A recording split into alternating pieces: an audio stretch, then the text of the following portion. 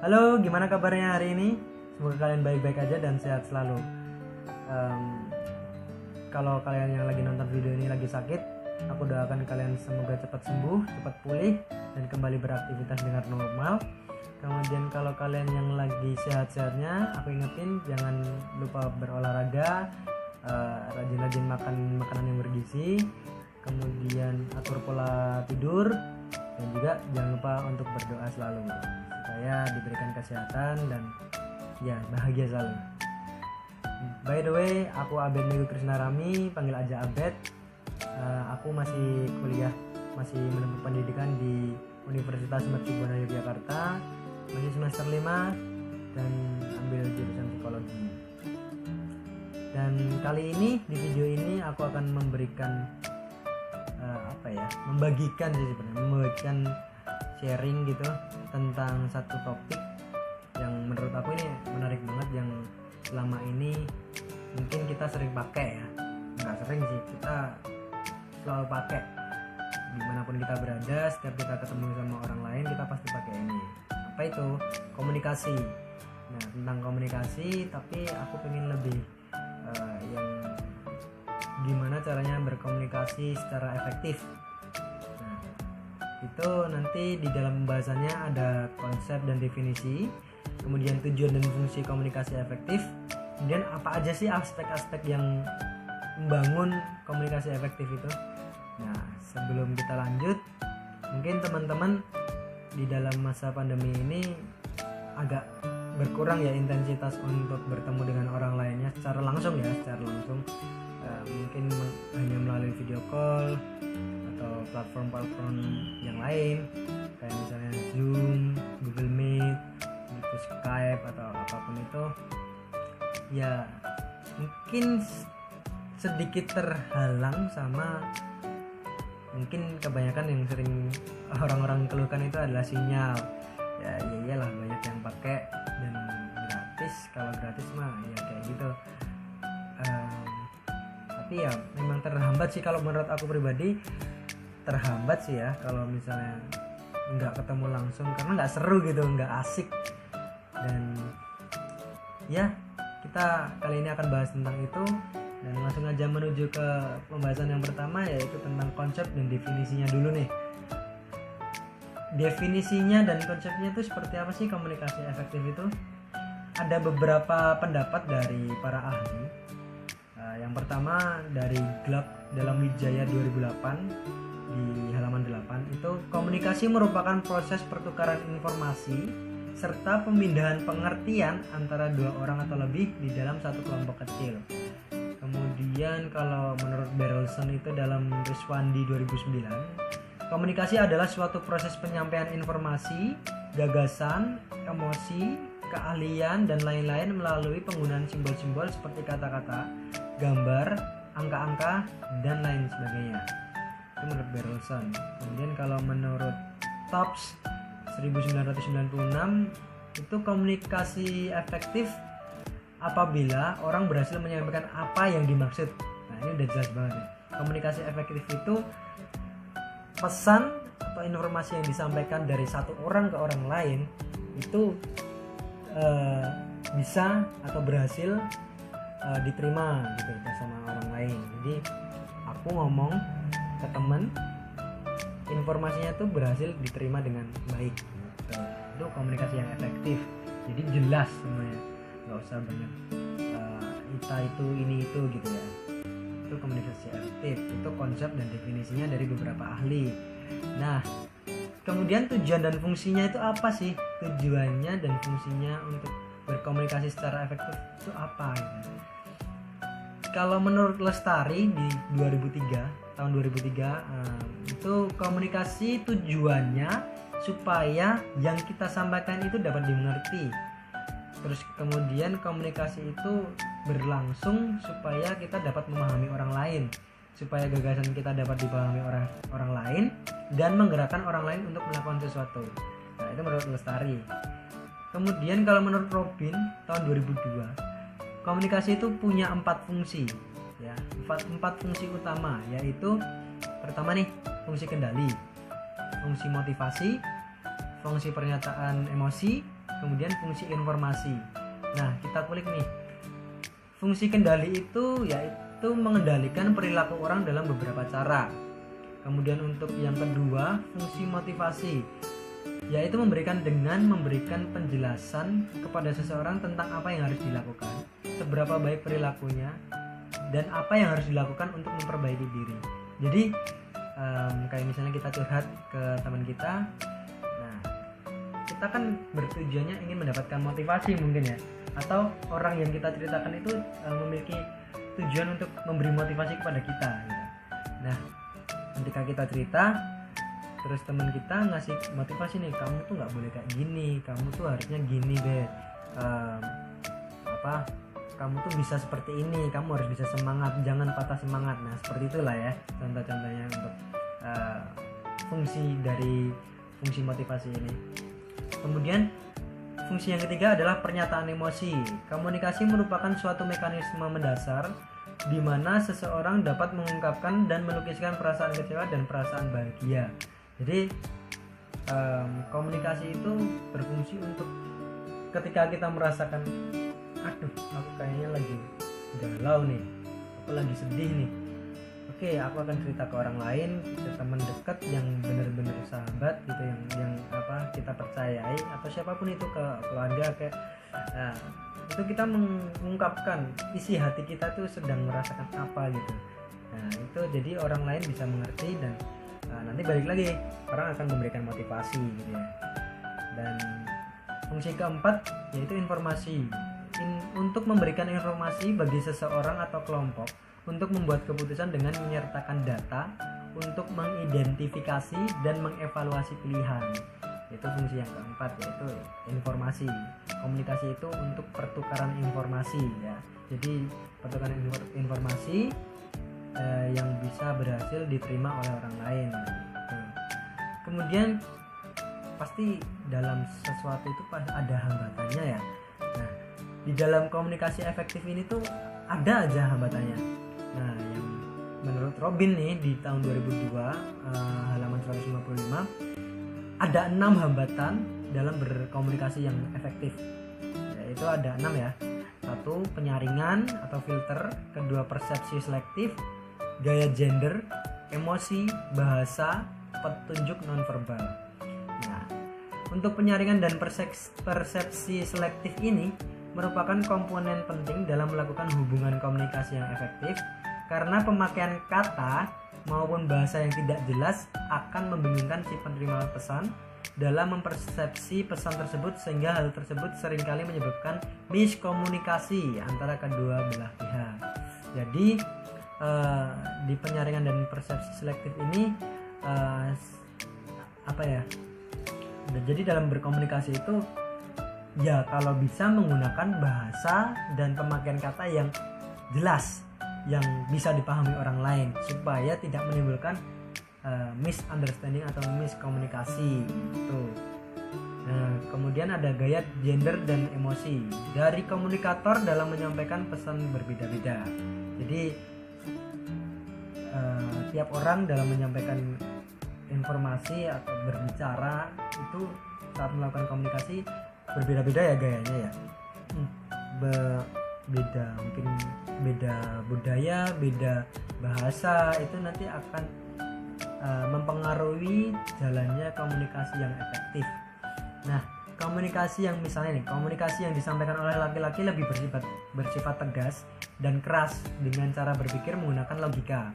Sedangkan perempuan menyampaikan komunikasi cenderung lebih lembut, lebih menggunakan perasaannya. Maka kadang atau cenderungnya perempuan seringkali menangis ketika bercerita.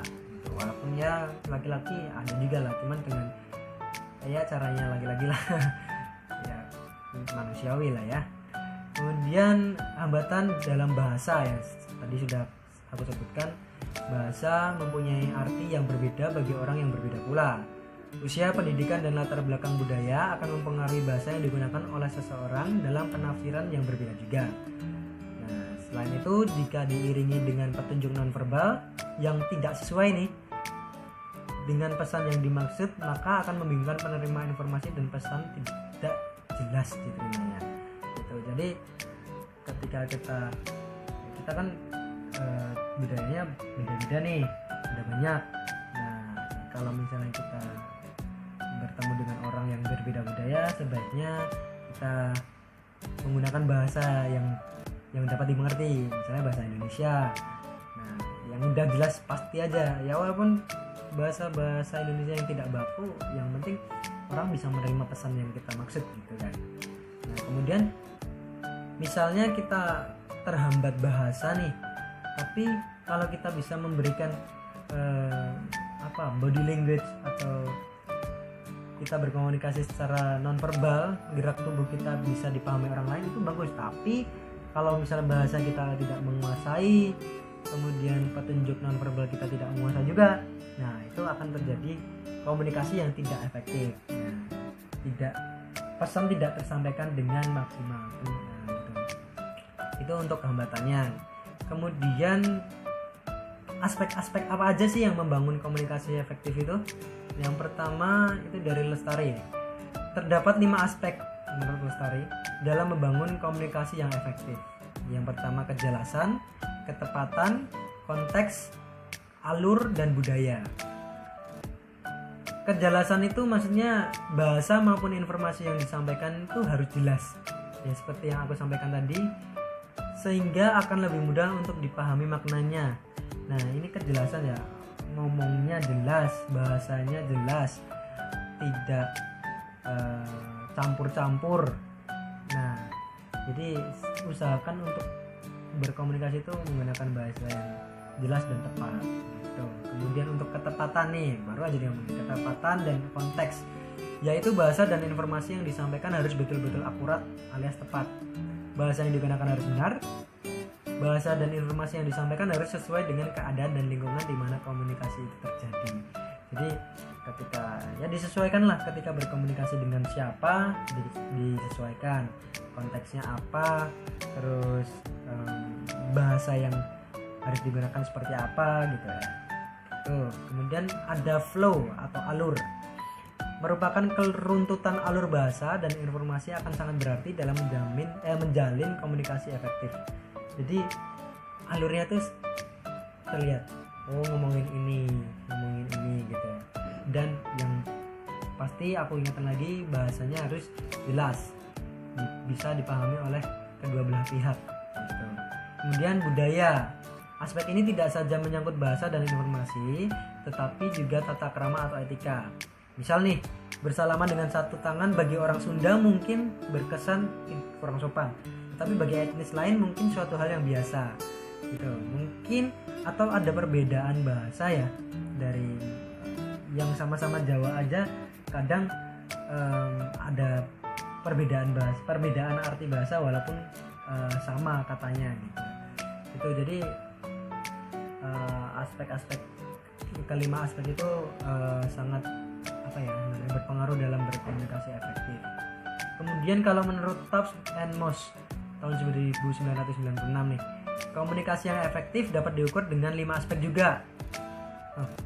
Ini ada 4 aspek ini. Ada pengertian, kesenangan, hubungan sosial yang baik, dan mempengaruhi sikap dan tindakan.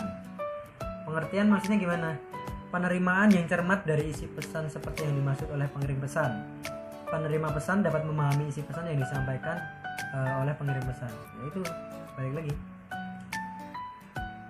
aku ngomong ingin menyampaikan pesan A kepada temanku.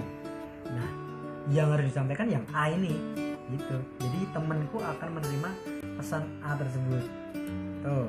Kemudian kalau untuk aspek kesenangan, artinya komunikasi yang dilakukan dapat menjadikan hubungan antara individu tersebut hangat, akrab, dan menyenangkan. Jadi ketika kita berkomunikasi, ngobrol satu sama lain, kemudian ada kesenangan muncul, wah aku seneng nih, nyaman nih ngobrol sama kamu, ngobrol sama temanku ini gitu. Jadi ketika kita berkomunikasi dengan efektif, pesan yang disampaikan nyampe, nanti akan muncul kesenangan di dalam kedua belah pihak gitu ya. Ini bisa dalam kelompok, bisa dalam empat mata gitu ya. Kemudian aspek ketiga adalah hubungan sosial yang baik. Hubungan sosial yang baik artinya komunikasi yang dilakukan dapat memenuhi kebutuhan-kebutuhan sosial sehingga dapat mempertahankan hubungan yang memuaskan dengan orang lain. Sudah jelas nih. Jadi komunikasi itu menimbulkan hubungan sosial yang baik. Gitu. Kalau kalian ngaco ngomongnya asal ngobrol, asal ngomong tanpa ada konteks, ya hubungan sosial kalian dengan orang lain tidak akan terjalin dengan baik. Kemudian komunikasi ini mempengaruhi sikap. Artinya dalam komunikasi yang terjadi, pesan yang disampaikan memiliki pengaruh persuasif yang dapat mempengaruhi pendapat dan sikap penerima pesan. Jadi komunikasi efektif mempengaruhi sikap juga. Kemudian mempengaruhi tindakan. Yang dilakukan dapat melahirkan tindakan-tindakan nyata sesuai yang dikehendaki komunikator. Jadi komunikasi yang disampaikan atau pesan yang disampaikan itu dapat melahirkan tindakan-tindakan nyata sesuai yang dikehendaki sang pengirim pesan gitu. Meskipun sangat sulit untuk mempengaruhi tindakan seseorang, namun bila komunikasi tersebut berlangsung efektif, maka komunikasi dapat menghasilkan tindakan sebagai hasil dari proses komunikasi yang terjadi. Itu teman-teman. Jadi ketika kita bertemu dengan orang lain atau kita punya pesan yang ingin disampaikan ke orang lain, kita berkomunikasi, usahakanlah berkomunikasi dengan efektif. Nah, menggunakan apa? Yang penting bahasanya yang jelas, kemudian konteksnya ada, terus yaitu kita menghargai pendapat orang lain juga ya tentunya, menghargai budaya orang lain, maka kita usahakan menggunakan bahasa yang jelas dan tepat gitu ya teman-teman. Itu sih untuk singkat aja ya, karena pembahasan komunikasi ini sering kita lakukan, jadi teman-teman pasti juga merasakan ketika melakukan komunikasi dengan orang lain. Dengan sharing ini mungkin dapat, berarti kalau misalnya kita introspeksi diri gitu ya, aku kayaknya kemarin ngobrol sama temenku tuh nggak efektif deh, aku terlalu ngelantur sana sini nggak jelas. Nah, mulai sekarang mungkin bisa berkomunikasi dengan efektif, supaya itu tadi ada aspek membangun kesenangan di dalam diri kita gitu, diri kita dan diri orang lain juga. Jadi ketika orang lain sudah tahu apa yang mau kita omongin, dia pasti akan senang ngobrol dengan kita, akan ada pembahasan yang lain yang lebih mungkin berisi dan membangun kesenangan kita gitu teman-teman.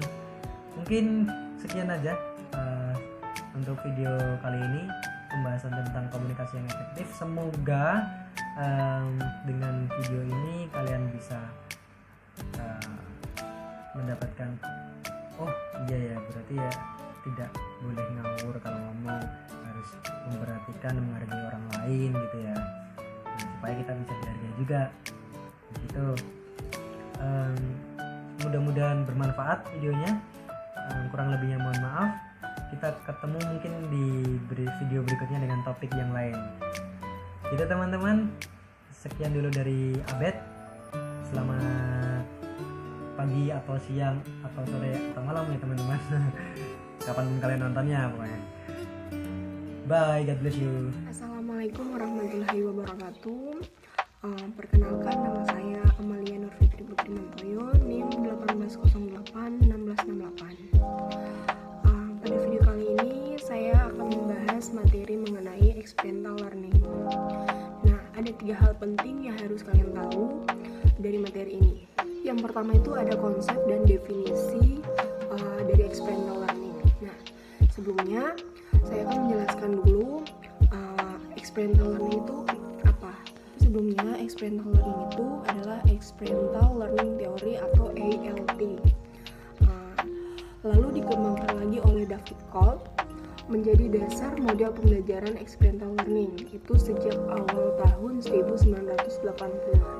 Lebih ditekankan lagi bahwa model ini adalah model pembelajaran yang holistik atau menyeluruh dalam proses belajar.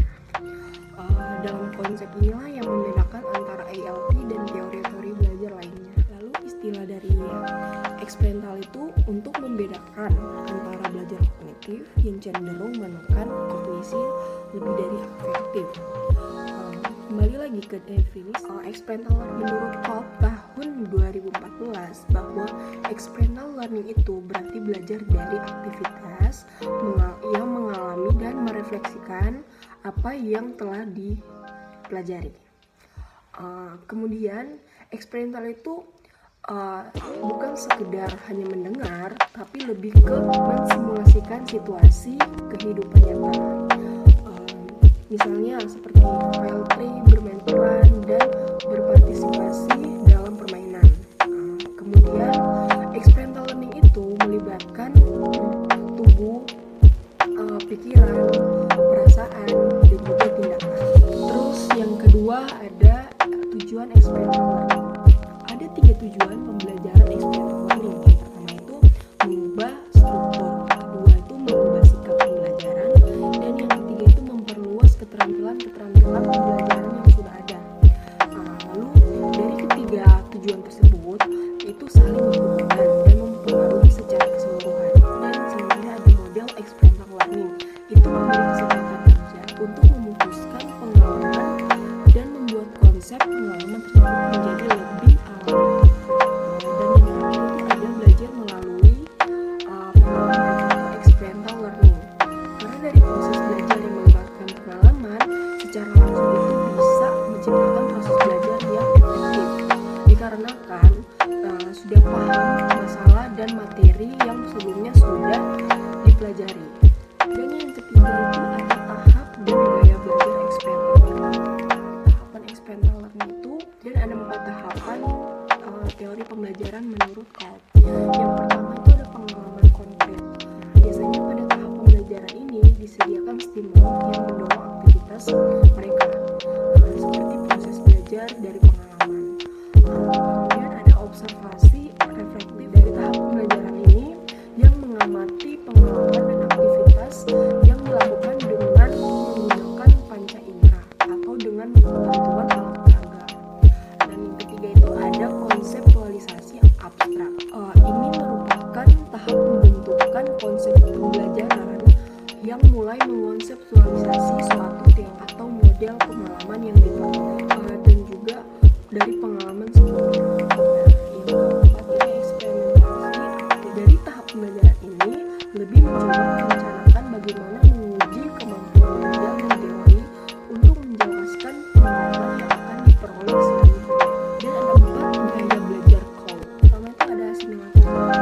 Asimilator itu merupakan kombinasi dari berpikir dan mengamati. Contohnya anak yang memiliki asimilator akan memiliki kelebihan informasi dan anak tersebut merangkum informasi dengan format yang logis, singkat, dan juga jelas. Baru yang kedua ada convert. Merupakan kombinasi dari berpikir dan berbuat. Contohnya anak yang memiliki convert akan menemukan fungsi praktis dari berbagai ide.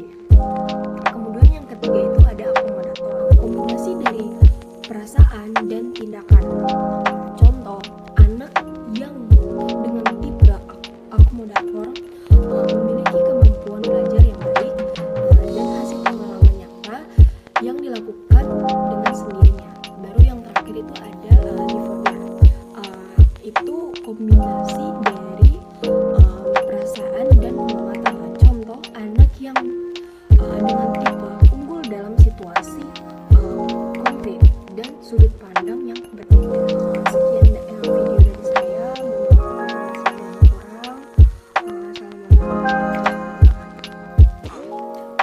Halo teman-teman, perkenalkan nama saya Yeremia Rafael Ganjartomo dan di video kali ini saya akan membahas mengenai personal branding. Nah, apa sih itu personal branding? Personal branding itu merupakan proses di mana manusia dipandang atau dinilai sebagai sebuah brand oleh target market. Dan personal branding juga merupakan seni menarik lebih banyak klien secara aktif untuk membentuk persepsi publik. Jadi contoh dari personal branding ini adalah yang kita tempatkan dalam diri kita sendiri. Kita berusaha untuk membuat suatu brand dalam diri kita agar orang-orang di sekitar kita, lingkungan sosial kita atau masyarakat banyak melihat kita seperti apa yang kita konsepkan, seperti apa yang kita sudah strategikan, sudah kita atur. Misalnya seperti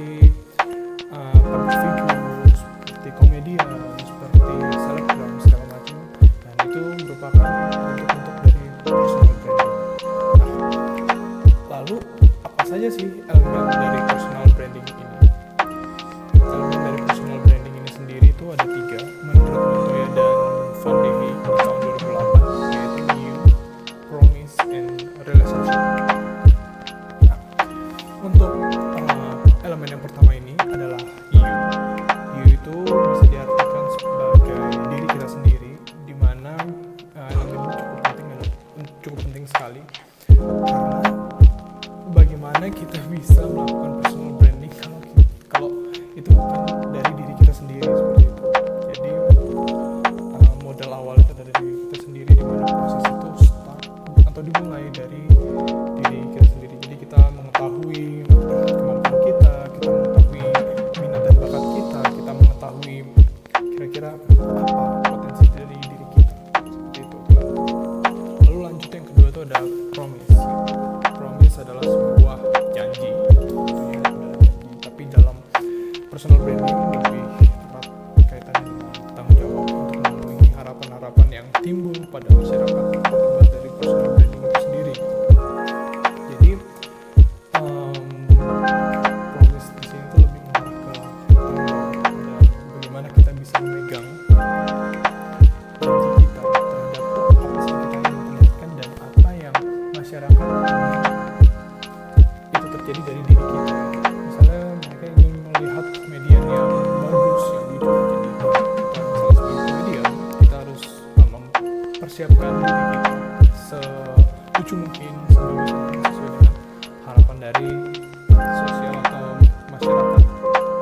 Lalu yang ketiga itu adalah relationship. Nah, dalam sebuah personal branding sangat penting banget, yaitu relationship, yaitu menciptakan suatu relasi atau hubungan dengan klien, terutama dengan orang-orang di sekitar kita, dan mereka mempunyai pandangan yang sama dengan diri kita, seperti diri kita memandang diri kita sendiri gitu.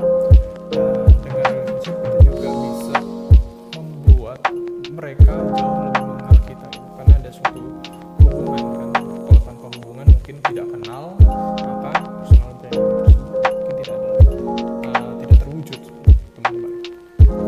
Lalu di sini ada konsep personal branding. Di sini ada 8 konsep lagi dari personal branding itu sendiri.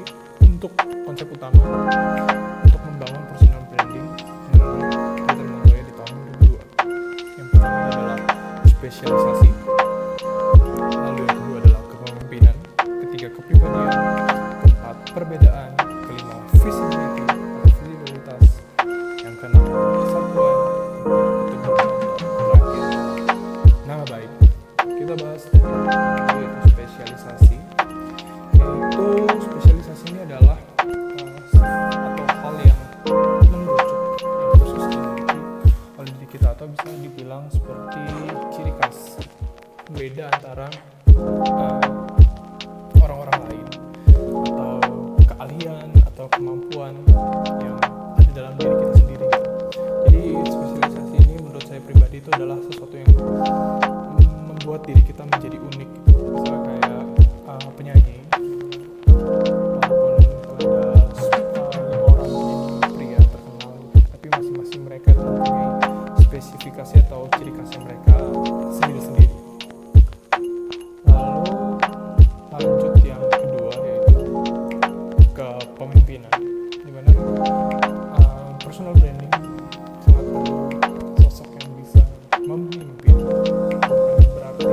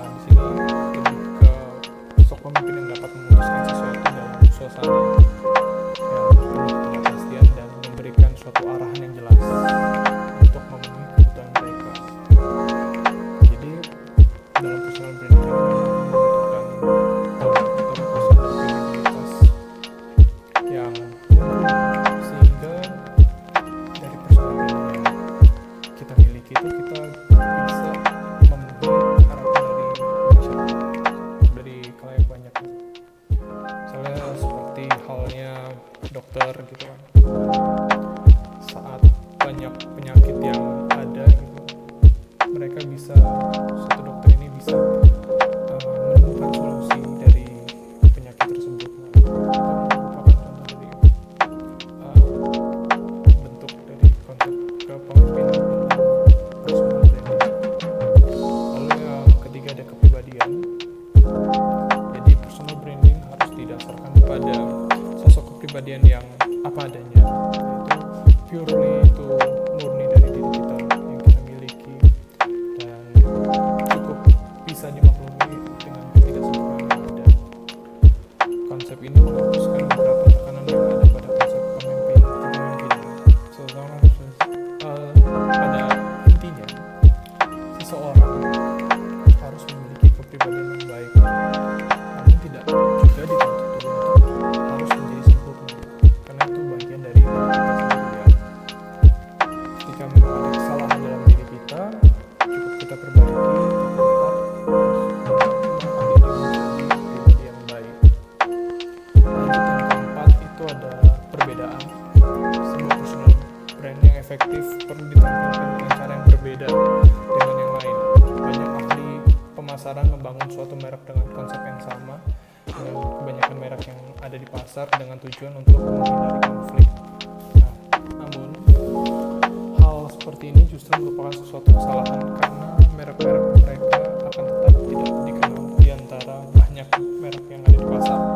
Nah, dari penjelasan tersebut kita bisa keputusan adalah kita harus berani beda, berani tampil yang extraordinary, walaupun sesuatu yang kita miliki dasar kompetensinya sama, mungkin seperti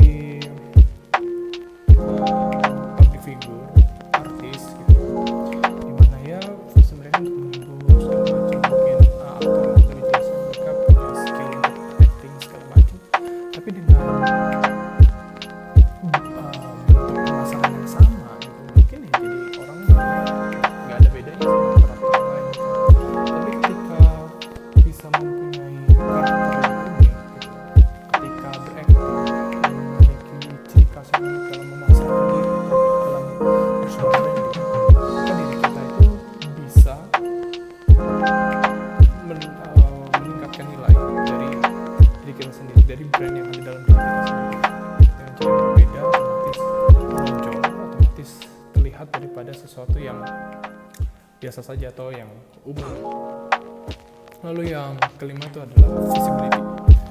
Personal brand harus dapat dilihat secara konsisten terus menerus sampai personal brand seseorang dikenal.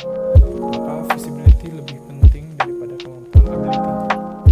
Nah, jadi visibility ini dari kata visible, jadi dapat dilihat terus menerus, jadi sudut pandang orang terhadap diri kita harus kita bisa buat itu konsisten dalam artian itu menetap dan stabil. Jadi misalnya kita dikenal sebagai pribadi unik yang fun gitu kan, ya itu yang kita lihat kan secara terus menerus tanpa ada kayak gimmick, tanpa ada perubahan yang kita ingin menjadi orang lain atau segala macam. Tetap menjadi diri kita sendiri secara konsisten, secara terus menerus, agar dapat dilihat oleh orang-orang di sekitar kita bahwa diri kita seperti itu, terutama untuk hal yang baik ya, untuk yang hal baik. Lanjut yang keenam yaitu kesatuan. Personal brand harus jalan dengan etika, moral, dan sikap yang telah ditentukan dari merek tersebut. Kehidupan pribadi selalu menjadi cermin dari sebuah citra yang ingin ditanamkan dalam personal brand. Jadi kesatuan di sini itu lebih mengarah integrasi, di mana ketika kita ingin memiliki personal brand yang baik, maka kita tidak boleh melupakan etika, moral, norma yang sejatinya itu memang menjadi arahan atau guidance saat kita membangun personal brand. Mungkin terlihat terlalu baku atau bagaimana, cuman hal ini untuk menjadikan diri kita tetap baik, tetap berada di jalan yang benar saat personal branding. Orang lain menilai kita dengan sesuatu yang baik, dan kita juga memberikan bagian dari personal brand kita untuk publik juga merupakan hal yang baik. Lalu yang ketujuh yaitu keteguhan. Personal brand membutuhkan waktu untuk tumbuh, dan selama proses tersebut berjalan untuk selalu memperhatikan memperhatikan setiap tahapan dan tren, dapat pula dimodifikasi dengan iklan atau public promotion. Seorang harus tetap teguh pada personal brand awal yang telah diciptakan, tak pernah ragu-ragu dan berniat mengubahnya. Jadi keteguhan ini mirip dengan visibility, cuman dari keteguhan ini orientasinya lebih ke dalam diri kita sendiri, di mana diri kita benar-benar harus konsisten membentuk personal brand yang kita tentukan dari awal, dari sebelum orang mungkin mengenal kita sampai titik di mana kita benar-benar sudah dikenal oleh banyak orang gitu. Jadi itu merupakan bagian yang penting juga dalam personal branding, teman-teman. Tanpa ada keteguhan mungkin kita terombang-ambing dalam arus segala macam, dan itu juga akhirnya mengulangi hal-hal yang sama, dan personal branding yang kita harapkan itu tidak pernah terwujud, tidak akan terwujud. Makanya tetap harus teguh, berkaitan juga dengan passion kita mau jadi apa, kita mau dilihat sebaik mungkin dengan diri kita yang apa adanya, dengan diri kita yang baik. Dan yang terakhir itu nama baik. Personal brand akan memberi hasil yang lebih baik dan bertahan lebih lama jika seorang di belakangnya dipersiapkan dengan cara yang positif. Jadi kalau misalnya kita mulai niatan kita dari yang baik, yang positif, maka untuk ke depan kita juga akan mendapatkan sesuatu yang positif juga.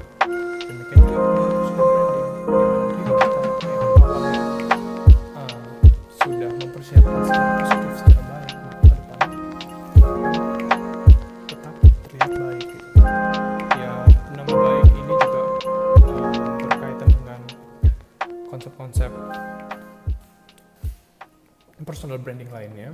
Jadi ini merupakan suatu kesatuan yang harus dipersiapkan jika seseorang tersebut ingin membangun personal brandingnya. Nah, itu saja video dari saya, teman-teman, mengenai personal branding. Semoga video ini bermanfaat buat kalian dan kita juga bisa sama-sama belajar. Sekian, terima kasih. Assalamualaikum warahmatullahi wabarakatuh. Saya Aulia Puspita. Dalam kesempatan kali ini saya akan menjelaskan tentang training style. Dalam training style sendiri kita akan membahas dua poin penting. Yang pertama gaya belajar, yang kedua kompetensi dan karakteristik trainer. Oke, kita bahas yang pertama dulu, yaitu gaya belajar. Menurut Gunawan 2006 dalam buku dan Strategi 2012 menjelaskan bahwa gaya belajar adalah cara yang paling kita sukai dalam melakukan kegiatan berpikir, berproses, dan mengerti tentang suatu informasi. Nah, menurut Report Informasi 2015 menjelaskan bahwa gaya belajar mempunyai 3 dimensi, yaitu yang pertama gaya belajar visual, yang kedua gaya belajar audio, dan yang terakhir gaya belajar kinestik. Kita akan membahas satu persatu karakteristik gaya belajar tersebut. Yang pertama kita membahas tentang gaya belajar visual. Yang pertama, orang yang memiliki kecenderungan gaya belajar visual biasanya lebih cepat menangkap apa yang dilihat daripada apa yang didengar. Yang kedua, mereka tidak begitu terganggu dengan keributan. Yang ketiga, mereka cenderung orang yang membaca dengan cepat dan teliti. Nah, yang kedua, karakteristik gaya belajar audio. Karakteristik gaya belajar audio berbanding terbalik dengan karakteristik gaya belajar visual. Orang yang cenderung memiliki gaya belajar audio biasanya lebih terganggu dengan suara keributan. Mereka lebih memahami tentang suatu informasi yang didengarkan dan didiskusikan dibanding dengan mereka melihat secara langsung. Biasanya orang yang memiliki gaya belajar audio, dia merupakan pembicara yang pasif. Dan yang terakhir, gaya belajar kinestik. Karakteristik gaya belajar kinestik, yakni pertama berbicara secara perlahan, sering berorientasi pada fisik dan banyak bergerak. Mereka sering menyentuh orang lain untuk mendapatkan perhatian. Dan mereka menghafal dengan cara melihat dan berjalan. Dan poin kedua yang harus kita bahas yakni karakteristik dan kompetensi seorang trainer. Menurut Ahmad Fauzi 2011, seorang trainer dalam mengadakan proses pelatihan harus mempertimbangkan beberapa hal. Hal-hal tersebut antara lain yakni pertama, kemampuan membuka, yang kedua, kemampuan menjelaskan, yang ketiga, kemampuan bertanya, yang keempat, kemampuan memberi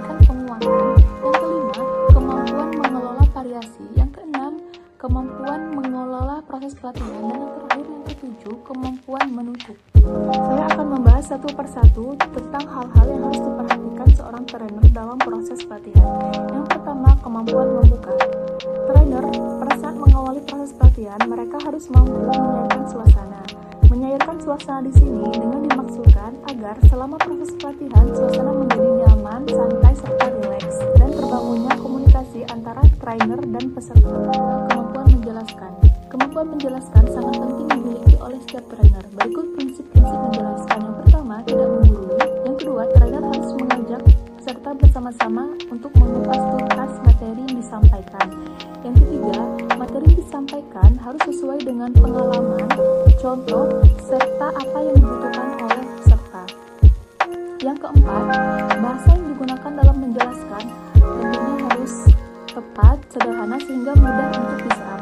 Dan yang terakhir, penjelasan materinya harus secara sistematis sehingga lebih mudah untuk dipahami. Ketiga, kemampuan bertanya. Bertanya di sini dimaksudkan bahwa kegiatan untuk meningkatkan kemampuan berpikir para peserta dalam rangka memperdalam ilmu pengetahuan. Para trainer dalam proses bertanya harus memperhatikan beberapa hal. Yang satu, jangan mengulang pertanyaan yang sama. Yang kedua, jangan memberikan pertanyaan lalu menjawabnya sendiri, karena hal-hal tersebut bisa mengurangi semangat para peserta. Keempat, kemampuan memberi penguatan. Memberi penguatan adalah respon terhadap tingkah laku positif yang dapat meningkatkan kemungkinan terjadinya kembali tingkah laku tersebut. Misalnya ketika trainer memberikan pertanyaan kepada peserta, sebelum trainer menanggapi jawaban dari peserta tersebut, ada baiknya trainer mengajukan jempol, tepuk tangan, atau mengucapkan kata-kata yang baik seperti good, tepat, thank you, oke, karena hal tersebut bisa menambah semangat para trainer dan menumbuhkan rasa percaya diri. Kelima, kemampuan mengadakan variasi. Kemampuan mengadakan variasi harus dimiliki oleh setiap trainer. Hal tersebut bertujuan agar terhindarnya timbulnya rasa bosan yang terjadi pada para peserta selama proses pelatihan. Beberapa variasi yang bisa dilakukan, yakni di antaranya pertama, variasi suara, misalnya dari rendah ke tinggi ataupun sebaliknya. Variasi kontak mata, variasi paus, di sini dimaksudkan variasi paus ini misalnya di tengah pelatihan biar tidak bosan, trainer bisa mengajak para peserta untuk bermain game. Selanjutnya, variasi gerakan tangan dan badan, dan yang terakhir, variasi gaya belajar. Yang keenam, kemampuan mengelola proses pelatihan. Hal ini berkaitan dengan kemampuan trainer untuk menciptakan dan memelihara kondisi dalam pelajaran demi mengoptimalkan pembelajaran tersebut. Dan yang terakhir, yang ketujuh, kemampuan menutup. Trainer harus meninjau kembali materi yang telah disampaikan. Apakah materi tersebut sudah diterima baik oleh para peserta atau tidak. Hal tersebut bisa dilakukan dengan menanyakan kepada peserta tersebut. Yang kedua, trainer harus mendukung dan mendorong para peserta untuk menerapkan materi yang telah disampaikan dalam kehidupan sehari-hari. Dan yang terakhir, yang ketiga, trainer harus mengevaluasi dan memberikan motivasi kepada para peserta. Demikianlah penjelasan tentang training style oleh saya. Semoga bisa dipahami dengan baik. Untuk training style yang kedua akan dijelaskan oleh teman saya. Sekian dari saya. Assalamualaikum warahmatullahi wabarakatuh.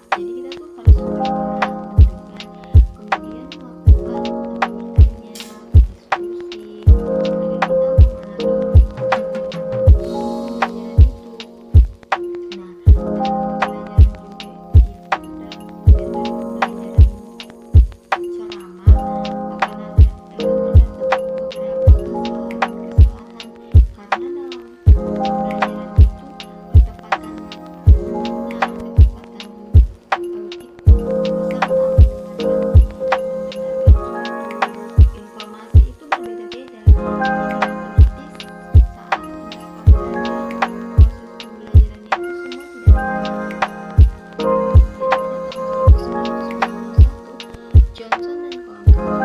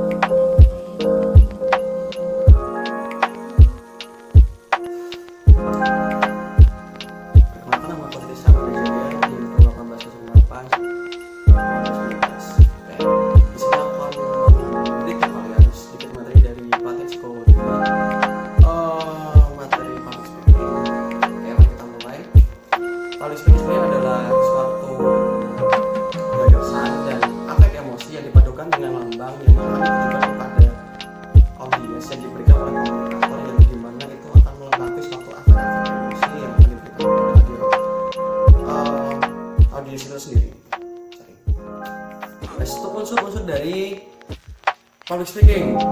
Oke. Unsur pertama adalah unsur pembicaraan. Tujuan dari pembicaraan itu apa sih dari public speaking? Gitu ya. Yang kedua adalah pesan yang akan diberikan. Pesan dari public speaking itu apa sih? Sebagai contoh seperti itu ya. Pesan dari public speaking itu apa? Habis itu audience. Ya, dari public speaking bisa dari audience kan. Setelah unsur-unsur, mari kita ke arah faktor-faktor yang mempengaruhi dari public speaking itu sendiri. Yang pertama adalah proses belajar. Itu biasanya mempengaruhi jam terbang dan bagaimana banyak kita berlatih dari public speaking itu sendiri. Habis itu lingkungan yang memadai dan lingkungan yang istilahnya bisa memberi afirmasi tadi itu sehingga bisa pede atau mengatasi demam panggung sedikit lah. Dan bakat. Ya, semua orang punya bakat, tapi nggak semua orang punya bakat. Selanjutnya adalah public speaking yang baik itu seperti apa sih? Ya, pertama adalah mereka bisa memadukan dengan pergaulan. Persiapannya itu bagus, persiapannya matang. Terus itu bisa menghadapi demam panggung, itulah dia yang menjelaskan. Punya suatu stimulasi atau ya stimulasi lah, stimulasi dari ketertarikan, menjaga suasana yang baik itu lebih tepatnya, menjaga suara, intonasi suara jelas, bisa diterima oleh audiens, tidak putus-putus, percaya diri, kaya akan kata dan ngosak memilih kata yang baik, punya pressure dalam suatu pembicaraan atau pesan-pesan yang ditekankan, selalu datang tepat waktu, punya selera humor yang baik, memiliki cara berbicara yang bagus juga, karena audiens selalu perlu yang namanya humor dalam setiap public speaking. Selanjutnya adalah suasana bicara yang asik, berbicara normal, berbicara secara normal ya, bicara secara normal, gunakan bahasa tubuh seperti yang aku lakukan tadi, pakai pakaian serasi dengan suasana ya seperti contoh ini bukan serasi ya, dan boleh membaca catatan kecil agar public speaking kalian itu bisa lancar catatan kecil ya, dan berikan penutup skala konklusi yang baik dari public speaking kalian. Mungkin seperti itu saja. Aku Tis Ramadhan, sekian dan terima kasih.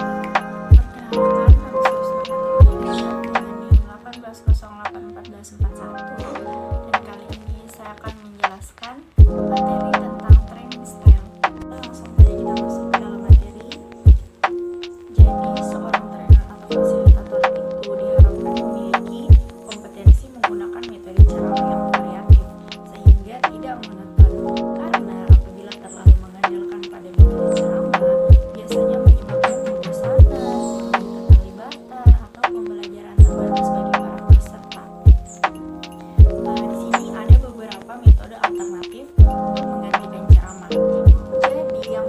yaitu ada demonstrasi.